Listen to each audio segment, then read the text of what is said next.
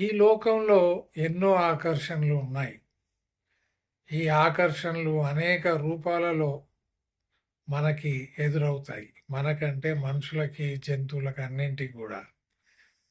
అనేక రంగుల రూపంలో, అనేక సౌష్ఠవాల రూపంలో, వంపుల రూపంలో, వాసనల రూపంలో, ధ్వనుల రూపంలో, అలాగే స్పర్శ రూపంలో, రుచి, రస, గంధ ఈ విధంగా మనల్ని ఎప్పుడూ ఆకర్షిస్తూనే ఉంటాయి.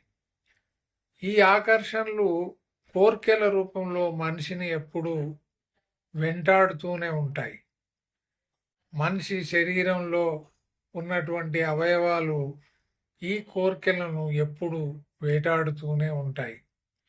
అయినా కానీ ఆ దాహం తీరదు. ఆ దాహం తీరకుండానే తనకున్నటువంటి కోర్కెలను పూర్తిగా తీర్చుకోకుండానే మనిషి ఇక్కడి నుంచి అలసిపోయి అతని శరీరంలో ఉన్నటువంటి ఇంద్రియాలన్నీ కూడా అలసిపోయి వెళ్ళిపోతాడు. దీన్నే మాయ అంటాం. ఈ మాయను గెలవడం ఎవరి తరం కాదు. ఈ మాయనే సత్యాన్ని, భగవంతుణ్ణి తెలుసుకోకుండా అడ్డుపడుతుంది.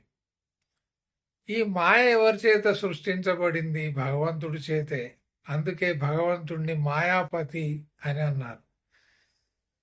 మాయ భగవంతుడి యొక్క అధీనం. భగవంతుడు భక్తుడి యొక్క అధీనం. కాబట్టి మాయను జయించాలంటే కేవలం భగవంతుడి యొక్క కరుణ వల్లనే, దయ వల్లనే, కరుణా కటాక్ష వీక్షణాల వల్లనే అది సాధ్యమవుతుంది. ఈ దయ, ఈ కరుణ మన పట్ల భగవంతుడికి కలగాలంటే మనం పూర్తిగా అతని శరణు వేడాల్సిందే. ఇంకా వేరే మార్గం లేదు. We have to totally surrender ourselves to this Almighty, the God and the truth.